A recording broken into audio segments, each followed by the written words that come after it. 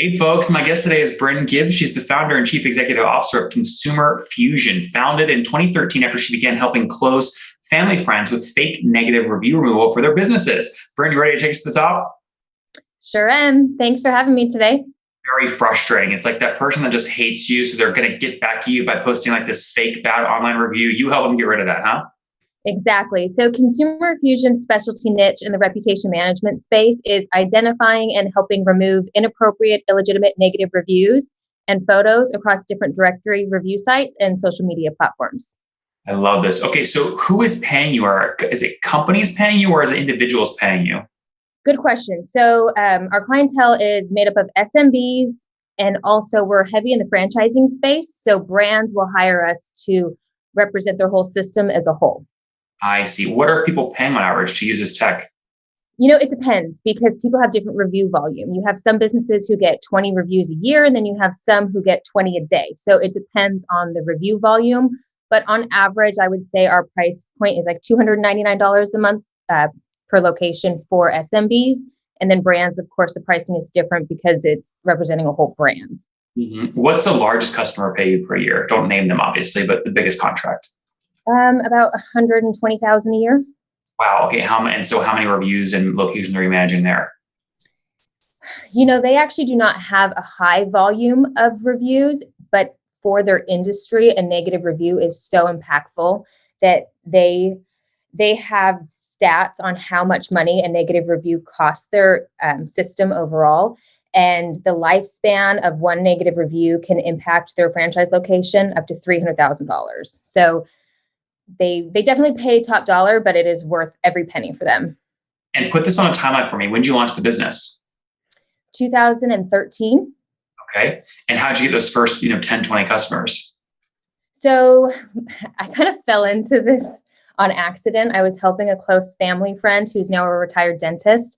This was when Yelp and Google reviews kind of just became popular, and he was attacked online by a vindictive ex-employee.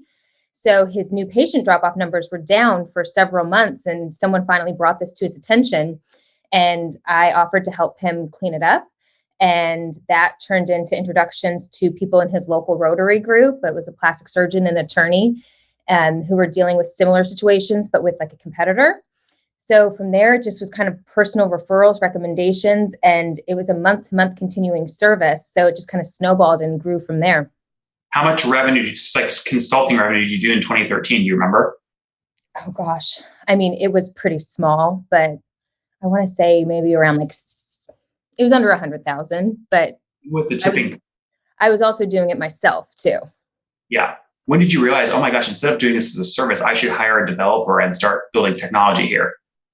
Well, so for us, MRR is everything. And I was just seeing the long-term picture and realizing, okay, if I want to continue growing the way that we are, I need to have a platform, for my back end, but also for my customers to use. And I always had the vision of enterprise level. So like how brands can manage multiple locations at once. So it was pretty quick at the starting point where I knew I needed software.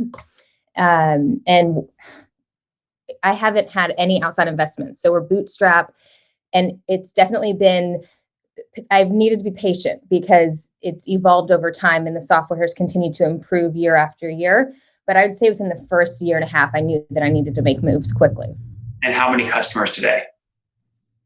So because we are in franchising and like one brand could have hundreds of locations, I can't give you like an exact amount, but we have several thousand users on the platform between SMB and franchising. How many, I guess the right question, and let's just be specific, like how many unique brands are using the platform? Ignore number of locations or stores, but how many brands?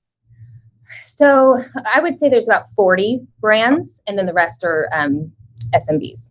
I see. I see. I guess can you name one of the brands and then name one of the SMBs so we can understand the difference? Yeah, so College Hunks Hauling Junk is one of our brands in the franchising space. And then an SMB is anything from a local attorney, dentist, plastic surgeon, auto repair. We're in all verticals.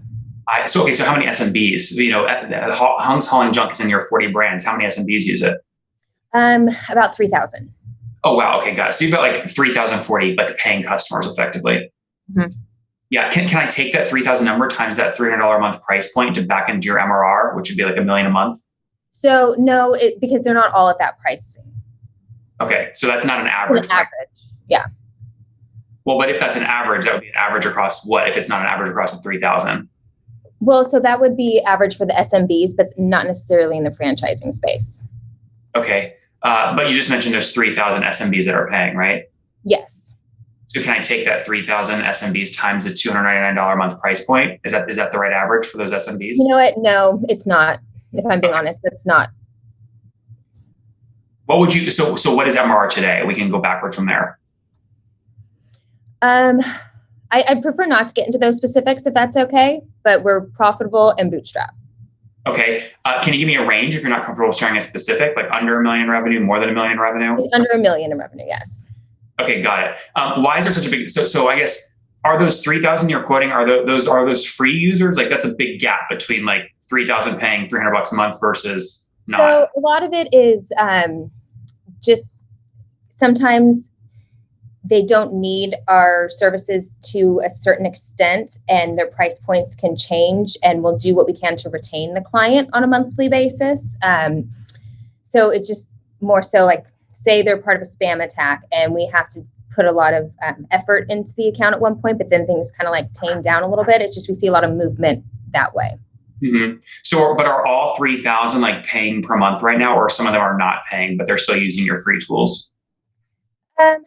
So some of them we'll like to get our foot in the door. We'll do free pilots to help earn their future business. Some people do temporarily go on hold. I don't know the exact number right now for how many are not paying, but the majority are paying. Okay, got it. So if we take 3,000 like paying, right, and you're under $1 million revenue, let's just assume you're $1 million in run rate. That would be 3,000 divided by $80,000 a month. They're paying on average something closer to like $25 a month. That in the franchising space, that is the right number per month, per location. $300 a month per location. No. You said 25 per location. Correct. So in the franchising space, though, you mentioned that you use two words. You use the word brands, like Hung Song Jung. There was 40 of those, and you use the word SMB, like dentists. And you said there are 3,000 like dentists, like SMBs. Yeah. What I'm doing is just, you said you're under $1 million revenue. I'm just taking 3,000 customers divided by $1 million run rate, paying on average $25 per month. Would that be about accurate? I would have to look into that further for you. I don't have those numbers. How many, Brynn, do you know how many just like paying customers you have? I mean, I assume that's something you track pretty darn close. Yeah, no, absolutely. It's just when you look at it from a brand level and an SMB, it's different. Okay. But there's only 40 brands and there's 3,000 SMBs, right? Mm-hmm. So the majority of revenue is coming from those 3,000 SMBs, if all of those SMBs are paying. Absolutely. Got it. Okay, cool. Let's get more sort of the backstory here. So you've managed to bootstrap this, which is incredible. Tell me more about the team that you've built. How many folks full time? So 22 team members. Okay, 22. And how many engineers? 6. And so we outsource that. Our development team is over in Belarus, and they have been with us since day one. They're fantastic. Wow. How did you find them? Are you using a firm like Coditas to find them, or are you just they're individual people you found? So the company is called Oxygile. We were connected through a colleague several years ago, and they have just continued to grow with us. Interesting. So they're sort of like a dev shop. Yeah. And are you paying sort of, most dev shops like Simform, Coditas, it's like $35 an hour for development talent. Is that sort of what you're paying? It's a little bit higher than that. Lately, there is just heavy need for developers. So we have seen the rates increase, but it is cheaper for us to have them overseas than domestic. Mm-hmm. And are all these 22 folks full-time, because what I'm trying to back into is like, are any of them working for free? Because if you're under $1 million in revenue, paying 22 full-time salaries would be a lot. So a lot of it is entry-level positions, but everyone here is full-time. Yes. I see. Got it. So 20 times full-time plus another 6 who are outsourced engineers, but they're on your full-time. The engineers are all not necessarily full-time. That's just depending on the workload and the projects that we're rolling out. I see. Got it. So tell me more about like growth. I mean, signing up 3,000 dentists is not easy. How did you sign all these folks up? Well, what's that? Yeah, well, so they're not all dentists. We're in all, verticals. So 3,000 signing up 3,000 SMBs is hard. How do you do that? So we used to attend a lot of conventions like veterinary shows, plastic surgeon shows, dental shows. But the biggest way the last few years has been through partnerships. So our service is complementary to digital marketing agencies, social media agencies. And so we will work with them and partner and represent either the brand or just kind of like an affiliate agreement with them. And that's been the quickest way for us to see this growth is through partnerships. Got it. So if there's a brand in Los Angeles who works with dentists as a marketing agency, you'll sell to the marketing agency and the agency will sell directly through to the dentists. Yeah. I see. So these 3,000 SMBs you quoted, you might not own the direct relationship to them. You might own the relationship just directly to the marketing agency that touches 100 SMBs. Exactly. So sometimes we have the direct relationship. Others, we go through our partner. It just depends case by case. That's why these numbers earlier when I was asking you is a little harder to talk about. It's because there's different kinds of relationships. Exactly. Sorry, I should have been more clear about that up front. because otherwise people are listening going, Brynn doesn't know our numbers. This makes total sense now. It's some of them are direct relationships. And a lot of times you're going through marketing agencies. So help me understand, that's an impressive model. How do you incentivize a marketing agency to sell your product? Do you give them a kickback? So it depends, and it is all case by case, but a lot of it is they see value in our service. So when we are cleaning up businesses' online reputation, when we're improving their star rating, helping them generate more reviews, they rank higher in Google. So they see the value there for their clients. So sometimes they cover our expense on behalf of their clients. Other times they do mark it up. It's case by case with each one, but we kind of customize our approach with all of our different partners. It just kind of depends on their wants and needs. Mm-hmm. But are you paying, like if they sign up customers, either their customers or them themselves are paying you some amount of month, like some amount of revenue every month, right, to get those seats unlocked? Are they paying you, or like, are you paying them a kickback of like 30%, like per contract, like per month, like forever, or is it something different? So it depends. Some is like a straight percentage based off of the dollar amount. Some are, we just give them our tiered pricing and then they mark it up accordingly. Our biggest partner pretty much just doubles what our cost is. I see. So, but again, it does differ. That makes perfect sense. Interesting. Okay, cool. That's a great way to bootstrap a business because all those, like these would be like sales reps you'd usually have to hire and put on your like profit and loss full time. Now it's a marketing relationship with an affiliate. Well, and not just that too, but the account management side too, because we are not necessarily having to communicate directly to the client as well. Mm-hmm. Yeah. Interesting. Okay. So like, I want you to grow fast. I want to see you guys kill it. Like when can you break $1 million run rate? You think that'd be $80,000 a month in revenue? I mean, I think that next year is going to be very big for Consumer Fusion. We have some recent partnerships that we're in like the final stages of rolling out. So I think by like mid next year. Interesting. And what has your growth rate been over the past 12 months? So COVID did hit us pretty hard, but we had 200% growth the last 3 years. Okay. Like each year or over the... No, like the combined. Got it. So you went from like, I'm making this like 20 grand a month up to like 40 grand a month over the 3 years. Yeah. Something like that. Okay. Interesting. And what would you have to grow over the next 12 months to break $1 million run rate by the middle of next year? So, can you say that again? Sorry. Yeah. So if you look at your revenue today, how much would you have to grow that to break $1 million, like to break 80 grand a month within a year? So we already do the 80 grand a month. I thought you were asking $1 million a month. Well, no, 80 grand a month would be $1 million run rate, 80 grand times 12. So you already do more than $80,000 a month in revenue? Yes. Oh, great. Okay. Well, so you already passed $1 million run rate then. What's your next big revenue goal? Well, I mean, like in the next 3 years, I'd like to do 10 mil a year. Okay, got it. So that would be getting up to like $800,000 a month in revenue. And can you do that with your current product line, or are you developing new products? So yes, we can. We just rolled out a new AI tool that's going to help us be more efficient in identifying the types of content that can quickly be removed. So it absolutely is doable. Mm-hmm. And if you're at like 80 grand a month or north of that today in revenue, where were you exactly a year ago in the middle of COVID? Do you remember? We had like 25% of our accounts go on hold. So COVID was definitely, it impacted us, but we were able to retain all of our employees. And we actually started working for the 25% of our accounts who needed to go on hold for free, just because we wanted to help support them through those challenging times and be sure that they knew we were there for them during those hard times, to where when they were able to operate again, they would quickly pick back up with us. Very well. When you've done that, you've earned their trust hopefully for a long time. That'll drive up your LTV, which will be great. How do you think Brynn, about the business today? Would you raise capital? Or are you in the process of raising capital, or you're staying bootstrapped? I'm going to stay bootstrapped. Yeah, that's great. Now, if someone came to you and offered you $3 million all cash up front to sell the business today, do you exit? No. Well, you said that quick. What's the number? It would have to be a lot more than that. I put a lot of sweat and tears into this business, but yeah, I mean, I think we're going to hit just under 4 million. And so, Brynn, you're so shy when you say these numbers, but I'm like trying to root you on. You should be so proud of these things. You should. I know. I don't like to boast. I don't know. I also don't like people knowing all of our business. You're not bragging. You're not bragging. I'm pulling it out of you. So you think you'll break you will break $4 million in revenue this year. We'll be right under that. We're projecting that. I mean, Brynn, that's incredible. So like during COVID, like last year, I guess it was a tough time, but you were like under 3 million that year, I guess. Yeah, 2.9. Yeah, but you retained everybody, which is incredible. So yeah. I mean, this is incredible. Your bootstrap business doing 4 million a year in a very competitive review space. Like, round of applause. This is great. Thanks. Thank you. So cool. Okay, what's the next product you guys are working on? So it's the AI tool that I mentioned. So we have years worth of data. So every time we would work on disputing and getting a negative review removed, we logged the directory it was from, the reason why it was successfully removed. And after 8 years, we finally had enough data compiled to where we could develop an AI tool.